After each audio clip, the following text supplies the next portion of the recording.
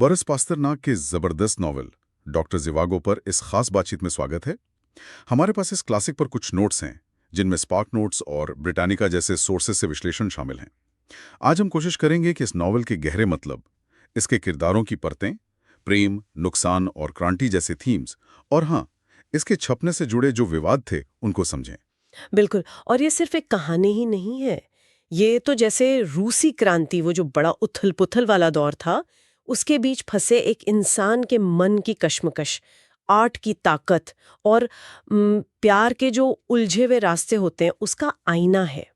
और इसका छपना, वो तो अपने आप में एक पूरी कहानी है कि कैसे सोवियत संघ में बैन हुई, फिर इटली में छपी और फिर नोबेल प्राइज का वो पूरा मामला। तो शुरू करते हैं। डॉक्टर जिवागो, ये मूल रूप से तो रूसी में लिखा गया था, है ना? लेकिन दुनिया के सामने पहली बार 1957 में इटली में आया। ये बात थोड़ी अजीब है, क्यों? हाँ, अजीब इसलिए लगता है क्योंकि सोवियत संघ में इसे छापने की इजाजत ही नहीं मिली थी। पास्तरनाक का जो नजरिया था, मतलब वो क्रांति के बड़े बड़े आइडियल्स के बजाय एक आम इंसान के दर्द, उसके तजुर्बे पर ज्यादा फोकस कर रहा था। और वो चीज उस वक्त की सोवियत सोच के हिसाब से ठीक नहीं थी, तो इसीलिए इसे चुपके से देश के बाहर भेजना पड़ा और इटली में छपवाना पड़ा। कहानी का टाइम फ्रेम भी काफी लंबा है। 20वीं सदी की शुरुआत से लेकर रूसी क्रांति और फिर सिविल वॉर तक, और सेंटर में है यूरी जिवागो, डॉक्टर भी और कवि भी। नोट्स बताते हैं कि काफी सेंसिटिव और आइडियलिस्टिक है। हाँ, और यही तो उनकी मुश्किल है। जिवागो जो है वो जंग और क्रांति की वो जो वहशत और अफरा तफरी है, उसके बीच अपनी इंसानियत, अपना आर्ट के लिए पैशन, उसे बचाने की कोशिश करते रहते हैं। उनका किरदार एक तरह से उस टाइम के पढ़े लिखे तबके को दिखाता है जो क्रांति के वादू और उसकी असलियत के बीच मतलब फंसा हुआ महसूस कर रहा था। कुछ एनालिसिस तो ये भी कहती हैं कि उनका वो थोड़ा पैसिव रहना, घटनाओं से दूरी बनाना, वो भी एक तरह का साइलेंट प्रोटेस्ट था। हाँ, सिस्टम के शोर के सामने अपनी अंदर की दुनिया को बचाने की कोशिश। बिल्कुल। और इसी अंदर की दुनिया का एक बहुत जरूरी हिस्सा है लारा एंटीपोवा। नोट्स में उन्हें जिवागो की जिंदगी की सबसे इंपॉर्टेंट औरत बताया गया है। हाँ, लारा तो कहानी का इमोशनल कोर है, कह सकते हैं। उनका अपना पास्ट भी काफी कॉम्प्लिकेटेड है। उसमें वो मौका परस्त वकील कोमोरोव्स्की हैं और उनके क्रांतिकारी पति पाशा एंटीपोव भी। और पाशा का किरदार देखिए कितना दिलचस्प है। एक आइडियलिस्टिक रेवोल्यूशनरी से वो एक बेरहम कमांडर स्ट्रेलिनिकोव बन जाता है। ये दिखाता है कि क्रांति कैसे कैसे इंसानों को बदल सकती है। लारा और जिवागो का जो रिश्ता है, वो उस मुश्किल दौर में एक पर्सनल सुकून, एक गहरे कनेक्शन की तलाश जैसा है, भली वो टिक न सका हो। सही बात है। और दूसरी तरफ जिवागो की पत्नी है टोनिया ग्रोमेको। वो जैसे स्टेबिलिटी और फैमिली लाइफ का सिंबल है।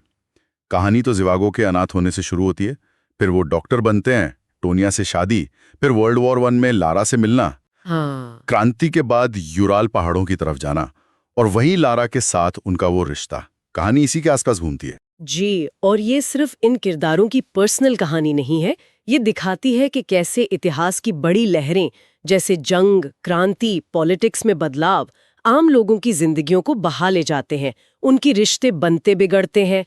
और पाशा यानी स्ट्रेलिनकोव का अंत, उसकी खुदकुशी, वो भी क्रांति के आइडियल्स के टूटने और उसकी जो इंसानी कीमत चुकानी पड़ती है, उसका एक दुखद उदाहरण है। आखिर में लारा को कुमारोस्की के साथ जाना पड़ता है।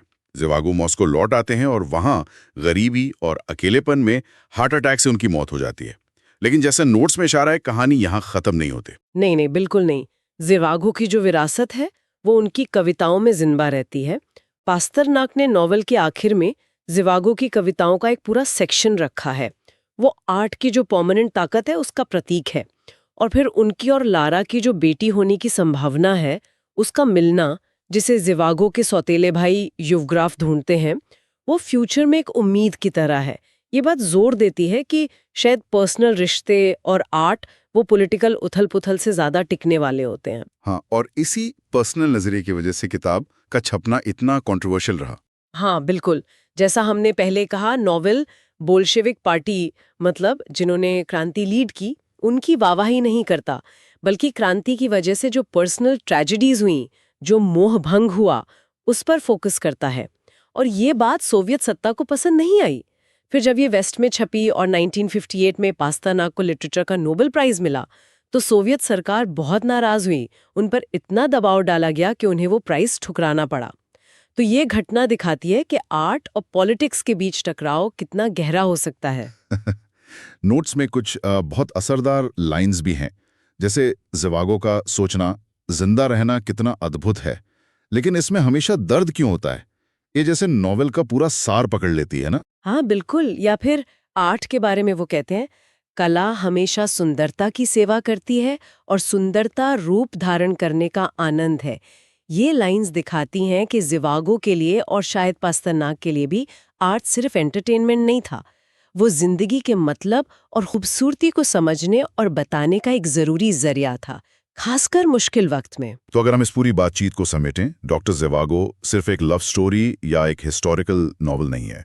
ये इतिहास की बड़ी ताकतों के सामने एक इंसान के स्ट्रगल, प्यार की बदलने वाली ताकत और सबसे मुश्किल हालात में भी आर्ट और इंसानियत के टिके रहने की एक गहरी दर्द भरी कहानी है। और ये हमें सोचने पर मजबूर करती है कि जब इतिहास बड़े पैमाने पर बदल रहा हो, क्रांतियां हो रही हो, तो क्या इंसान के जो निजी अनुभव है, उसकी फीलिंग्स है, उसका आर्ट है, क्या वही आखिर में मायने रखता है? क्या इंसान की जो अंदरूनी जिंदगी है वो बाहरी घटनाओं की शोर से ज्यादा स्थायी और जरूरी होती है? ये सवाल पढ़ने वाले के मन में गूंजता रहता है। इस बातचीत में शामिल होने के लिए धन्यवाद।